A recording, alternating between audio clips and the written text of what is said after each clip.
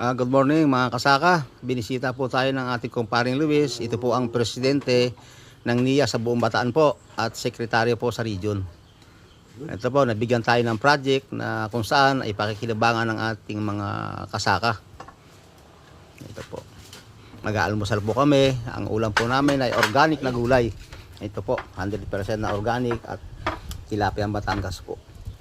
Okay, good morning mga kasaka. Kain na po tayo.